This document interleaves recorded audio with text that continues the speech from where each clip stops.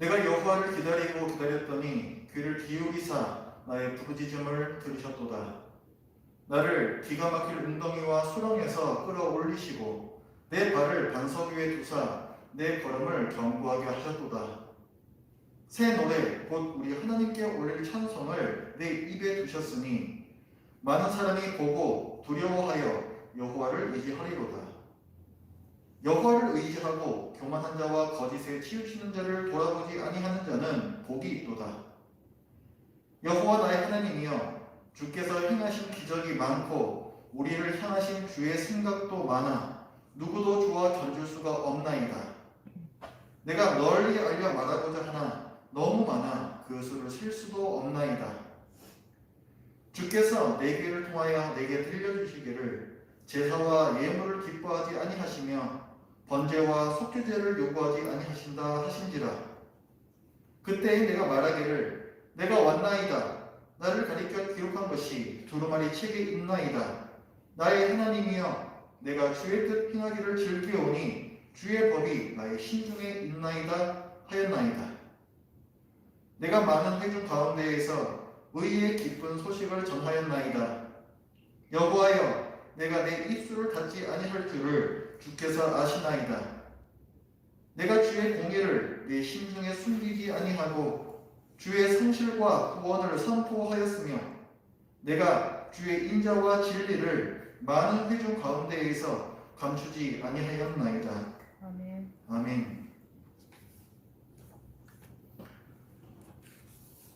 쓸모없는 경험은 없다라는 말이 있습니다. 우리는 어디에 있든지 무엇을 하든지 무언가를 배웁니다. 그것이 유익한 지식이나 경험이 되었든 혹은 나는 저러지 말아야겠다 하는 반면교사의 교훈이 되었든 이런 양과 질의 차이는 있지만 우리는 매일 자기도 모르게 누군가에게서 혹은 무언가로부터 삶의 지혜를 배웁니다. 인생의 지혜를 배울 수 있는 가장 훌륭한 교사는 바로 이 성경입니다. 성경은 우리의 구원과 삶에 대한 충분한 지식을 담고 있는 하나님의 말씀이기 때문입니다. 사도 바울은 이렇게 얘기했습니다.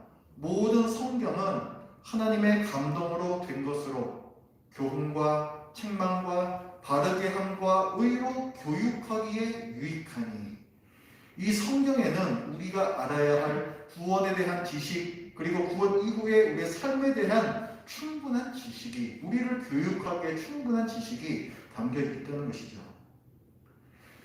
우리가 오늘 본 본문 시편 역시 한 개인의 감상이나 고백문이 아닙니다.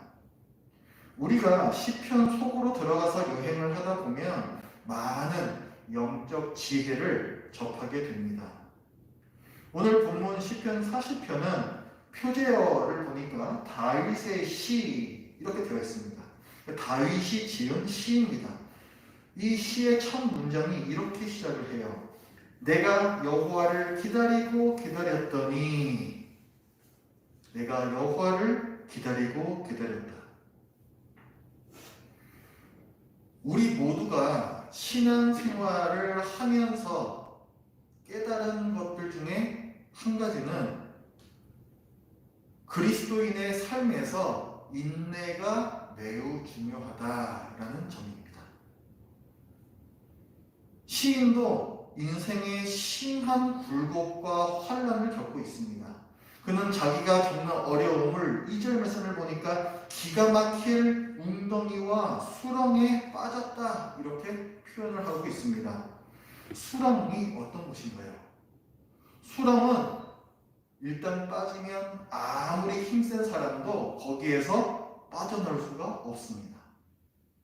발이 밑에 닿아야지 어떻게든 그것을 박 차고 다시 올라올 텐데 발이 닿지가 않아요. 끝없이 빠져들어가는 곳이 바로 수렁입니다. 그래서 다른 누군가가 이 사람이 빠져나올 수 있게끔 도와줘야만 나올 수 있는 곳이 바로 수렁입니다. 그래서 수렁에 빠지면 오히려 최대한 움직이지 않으면서 큰 소리로 다른 사람이 자기에게 와서 도와주기를 큰 소리로 계속 외쳐대는 것이 가장 지혜로운 방법입니다. 오늘 이 시인도 그랬습니다. 그는 주님께 부르짖고 부르짖으면서 또 기다리고 기다리며 또 기다렸습니다. 시인은 인내했습니다. 시편 40편은 우리가 인생에서 큰 어려움을 만났을 때 하나님의 도우심을 구하며 기다려야 한다라는 지혜를 우리에게 알려줍니다. 그런데 문제는 뭐예요? 그 기다림이 쉽지 않다는 거죠. 우리는 뭔가를 원할 때 지금 그것을 원합니다. 우리는 무엇을 사기 위해서 돈을 모으기보다는 일단 신용카드를 긁어서 원하는 물건을 당장 얻는 것에 익숙합니다. 우리는 기다리는 것을 좋아하지 않아요. 게다가 고통을 겪고 있는 상황에서는 이 고통은 당장 해결해야만 하는 절박한 문제가 됩니다. 그러나 하나님께서는 우리가 원하는 시간에 맞추어 움직이지 않으십니다. 하나님을 빨리 혹은 천천히 움직이시도록 우리가 할 수 있는 일은 아무것도 없어요. 우리는 하나님을 기다려야만 합니다. 그러니까 하나님을 기다려야 할 것인가 말 것인가 하는 것은 우리가 결정할 문제가 아니에요. 우리가 고난중에 있을 때 해야 할 질문은 이것입니다. 어떻게 기다릴 것인가? 우리는 초조하게 기다릴 수도 있고 감사하며 기다릴 수도 있습니다. 우리는 수시로 시계를 쳐다보면서 전전긍긍하며 하나님을 기다릴 수도 있습니다. 혹은 성경 말씀을 읽으면서 또 기도하면서 하나님을 기다릴 수도 있습니다. 또는 다른 어려운 분들을 돌아보면서 그분들을 섬기고 도우면서 하나님을 기다릴 수도 있습니다. 오늘 이 시편을 쓴 다윗은 어떻게 했습니까? 다윗은 사울 왕에게 쫓겨다니는 매우 힘든 시절이 있었습니다. 자기를 따르는 무리들과 함께 광야를 전전하면서 그를 죽이려고 계속 쫓아오고 있는 사울왕의 군대를 피해 다니던 오랜 세월이 있었죠. 그때에 다윗은 하나님께 자기를 구원해달라는 기도를 구했습니다. 시편에서도 보면 많은 시들이 다윗의 탄원 기도예요. 저를 구원하여 주시옵소서. 악인들을 꺾어 주시옵소서. 이런 시들이 굉장히 많이 있습니다. 하지만 다윗은 하나님의 구원을 기다리는 동안 기도만 하지는 않았어요. 여러분, 나발과 아비가일이라는 인물을 아십니까? 다윗의 무리가 광야를 전전하는 동안에 이 다윗이 한 일이 뭐냐면 그 광야에서, 그 사막에서, 그 목초지에서 가축을 기르고 있는 목자들을 보호했습니다. 그 당시에는 사막에 도적들이 빈번하게 출몰해서 이런 가축들을 빼앗아가는 일들이 흔했습니다. 근데 다윗은 이런 도적들로부터 사람들의 재산, 가축을 보호해 줬다는 거예요. 사실은 자기 목숨을 부지하기에도 아주 급급한 상황이었는데 오히려 자꾸만 그렇게 자기 모습을 드러내면 더 위험해질 수도 있는데 오히려 그런 일을 했습니다. 우리는 올 한 해 동안 하나님을 어떻게 기다렸는가 한번 생각해 봐야 하겠습니다. 그리고 이제는 앞으로는 우리는 하나님을 기다리면서 어떻게 기다릴 것인가 우리가 한번 생각을 해봐야 하겠습니다. 오늘 1절과 2절을 보면 하나님께서는 그토록 구원을 기다리고 기다리던 시인에게 귀를 기울이셨고 마침내 그를 구원하셨습니다. 하나님께서는 시련과 혼란으로부터 이 시인을 구출하셔서 단단한 바위 위에 더 이상 빠져들어가지 않는 단단한 바위 위에 그를 세워주셨습니다. 그런 다음 하나님께서는 시인의 마음에 새 노래를 주십니다. 3절 말씀, 새 노래 곧 우리 하나님께 올릴 찬송을 내 입에 두셨으니. 시인은 하나님께서 그를 위해서 하신 일, 즉 주님께서 자신의 기도에 어떻게 응답하셨는지를 깨달았고 주님께 노래로 감사합니다. 찬양은 하나님께서 우리 삶 속에서 하신 일에 대한 마땅한 반응입니다. 우리가 잊지 말아야 하지만 너무 쉽게 잊어버리는 팩트 한 가지가 있습니다. 그것은 하나님이 끊임없이 우리의 삶 속에서 움직이고 계시다라는 사실입니다. 만약 하나님께서 지금 여러분을 수렁에서 구출하고 계시지 않다면 그분은 여러분에게 일용할 양식을 주고 계십니다. 만약 하나님께서 여러분에게서 고통을 없애주시지 않고 계시다면 그분은 여러분을 절망으로부터 지켜주고 계십니다. 하나님은 우리를 보호하시기 위해 부지런히 그리고 끊임없이 움직이십니다. 오늘 5절 말씀을 보면 여호와 나의 하나님이여 주께서 행하신 기적이 많고 우리를 향하신 주의 생각도 많아 누구도 주와 견줄 수가 없나이다. 여러분의 어려움을 가장 많이 생각해 주는 것이 과연 누구입니까? 사실 여러분들 주위 사람들 중에는 여러분만큼 자신의 문제를 생각한 사람은 없을 거예요. 하지만 오늘 성경에서는 뭘 얘기합니까? 그 누구보다도 심지어 여러분 자신보다도 여러분에 대해서 더 많이 생각하고 있는 분이 계시니 그분이 바로 하나님이라는 거예요. 우리를 향하신 주의 생각도 많아 누구도 주와 견딜 수가 없나이다. 내가 널리 알려 말하고도 하나 너무 많아. 주의 생각이 너무 많아서 그 수를 셀 수도 없고 주께서 행하신 일도 너무 많아서 이루 헤아릴 수가 없다. 이렇게 말씀하고 있어요. 우리가 오늘 이곳에 있는 것은 하나님께서 오늘까지 우리 삶에서 일하셨기 때문입니다. 그러므로 우리는 매일 아침 새 노래를 부를 수 있습니다.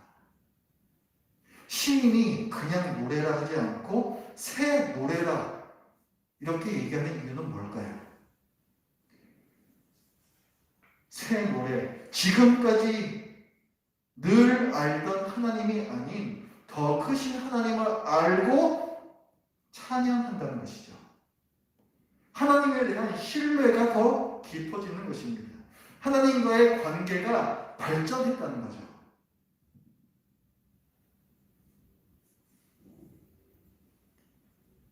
신실한 그리스도인들은 생각합니다. 하나님께서 이토록 내게 큰 은혜와 사랑을 베푸셨는데 어떻게 하면 내 삶으로 그분께 응답해드릴 수 있을까?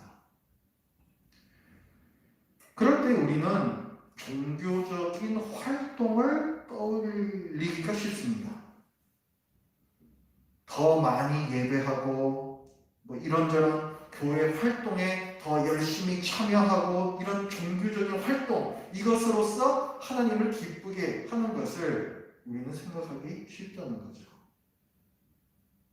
하지만 시인은 주님께서 우리에게 요구하시는 게 그런 게 아니라고 지적합니다. 6절 말씀을 보면 주께서 내 귀를 통하여 내게 들려주시기를 제사와 예물을 기뻐하지 아니하시며 번제와 속죄제를 요구하지 아니하신다 하신지라. 이것은 하나님께 제사 드리는 것, 번제와 속죄제 이게 무의미하다. 오늘날 따지자면 우리가 하나님께 예배하고 헌물을 하고 헌금을 드리고 이런 것이 무의미하다. 이걸 뜻하는 것이 아닙니다. 그런 것들도 하나님께서 받으시지만 그러나 하나님께서 받으시고자 하는 그 본질적인 부분은 거기에 있지 않다는 거예요. 오늘 4절 말씀을 보면 여호와를 의지하고 교만한 자와 거짓에 치우치는 자를 돌아보지 아니하는 자는 복이 있도다. 이렇게 선언을 하고 있어요. 다시 말해서 우리에게 베푸신 하나님의 은혜에 대한 적절한 반응은 하나님께서 하신 일을 찬양하며 또 하나님을 더욱 신뢰하여 우리 삶 중에 있는 이 굴곡, 이 다이내믹한 삶을 오히려 즐기며 하나님과 함께 걷는 것입니다. 한 단어로 하자면 그게 바로 순종입니다. 순종에는 두 가지 종류가 있어요. 우리 주님께서 보여주신 그 순종의 본을 우리가 볼 때 이 순종을 두 가지로 우리는 볼 수가 있습니다. 첫 번째는 적극적인 수동성이라는 거예요. 순종에는 의식적으로 내 힘을 빼고 하나님의 보살핌 속에서 힘써 먹는 그런 적극적인 수동성이 있습니다. 그것도 순종이에요. 또 순종의 또 하나의 모습은 성령님께서 주시는 능력에 나를 맡기고 하나님의 뜻을 행하는, 사실은 하나님께 모든 것을 의지하지만 적극적으로 내가 무언가를 행하는 수동적인 적극성, 이것도 순종입니다. 오늘 8절 말씀을 보면 하나님께서 기뻐하시는 그 순종이 나오죠. 나의 하나님이여 내가 주의 뜻 행하기를 즐기오니 주의 법이 나의 심중에 있나이다. 하나님께서 기뻐하시는 것은 제사가 아닌 순종이다 밝히고 있습니다. 그리고 시인은 순종에서 멈추지 않습니다. 시인은 자기 삶 중에 하나님께서 어떻게 일하셨는지 그것들을 다른 사람들에게 얘기합니다. 9절부터 말씀입니다. 내가 많은 회중 가운데에서 의의 기쁜 소식을 전하였나이다. 여호와여 내가 내 입술을 닫지 아니할 줄을 주께서 아시나이다.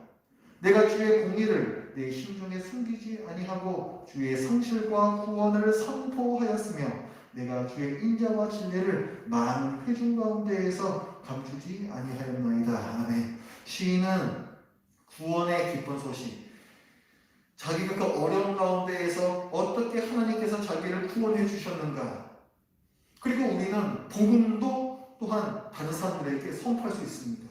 죄에 빠져 허우적거리고 있던 정말 그 수렁과도 같은 내 힘으로 빠져나올 수 없었던 그 죄의 수렁 가운데에서 하나님께서 어떻게 나를 구원해 주셨는가, 그 의의 소식, 그 기쁜 소식을 우리는 또 다른 사람들에게 선포할 수 있습니다.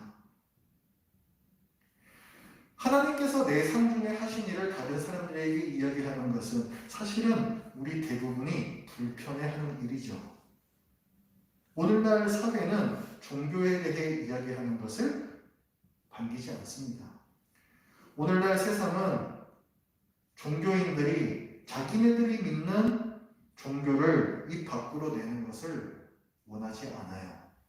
세상 사람들은 종교적 논쟁이 무의미하다고 생각하며 또 그런 논쟁에 관여하고 싶어 하지 않습니다.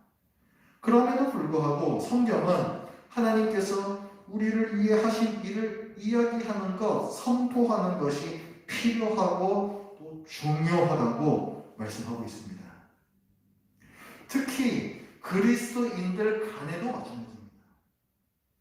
하나님께서 내 삶 가운데 하신 일을 같은 성도들 간에 나누는 것 역시 굉장히 중요하다는 것이죠. 3절을 보면 새 노래 곧 우리 하나님께 올릴 찬송을 내 입에 두셨으니 많은 사람이 보고 두려워하여 여호와를 의지하리로다 말씀하고 있습니다. 이렇게 하나님께서 하신 일을 우리가 이야기할 때에 우리 모두가 더욱 하나님을 경외하고 의지하게 됩니다.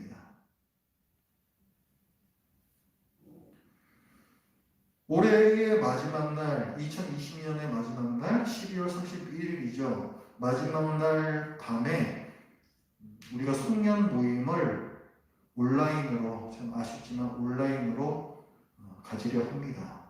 한 해 동안 하나님께서 우리 가정과 내 삶 가운데에서 이루신 일, 그리고 2021년도의 소망을 함께 나눠보려고 해요. 하나님께서 내 삶을 인도해 가고 계시다. 그것이 여러분들의 믿음이시죠. 하나님께서 인도하시는 인생에서 무의미한, 의미 없는 시간이란 없습니다. 우리가 바삐 사느라 미처 정리하지 못한 감사한 일들이 있을 뿐이죠. 우리가 마지막 12월 31일 밤에 모일 때에 하나님께서 여러분의 삶에서 이루신 일을 다른 교우들에게 선포해 주시기 바랍니다. 그리고 우리는 오늘 지혜를 배웠습니다. 기다림, 찬양, 선포. 이 세 가지는 신자의 삶에서 핵심적이고 중요한 요소입니다. 이런 요소들을 우리의 삶에 적용하면 한층 풍성하고 기쁜 삶을 살 수가 있어요. 이것은 다윈뿐만 아니라 모든 신자가 마땅히 누려야 하고 누릴 수 있는 삶입니다. 2021년 새해에도 여전히 올해와 그다지 다를 바 없이 어려움이 찾아올 겁니다. 그러나 그럼에도 불구하고 새 노래를 부르는 이 풍성한 복을 누리는 우리 모두가 되기를 바랍니다. 기도하겠습니다.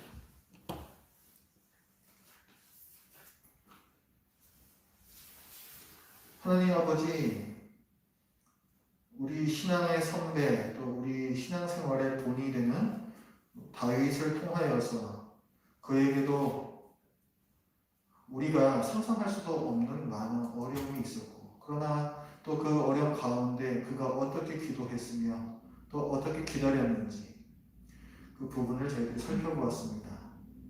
저희들의 삶을 또 뒤돌아볼 때에 우리에게 여전히 고쳐야 할 부분이 많이 있고, 또 우리가 고난 가운데에서 어떻게 또 하나님을 기쁘시게 할 수 있는지 저희들이 또한 배웠습니다.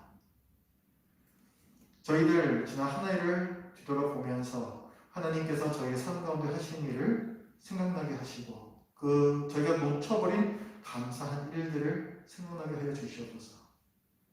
또한 이 모든 일들을 저희들이 함께 나눌 때에 그 은혜가 더욱더 선명하게 드러나고 모든 이들에게 하나님의 사랑을 선포하는 그 시간이 되도록 하여 주시옵소서.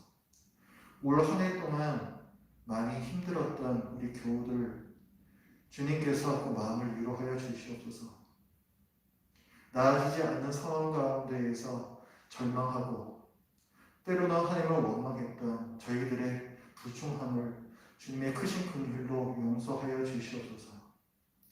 그리고 저희들이 이 고난으로 말미암아 오히려 더욱 단단해지고 이 세상 것이 아닌 하늘의 것을 더욱더 바라며 더욱 늠름하게 이 세상을 이겨내는 우리 모두가 되게 하여 주시옵소서.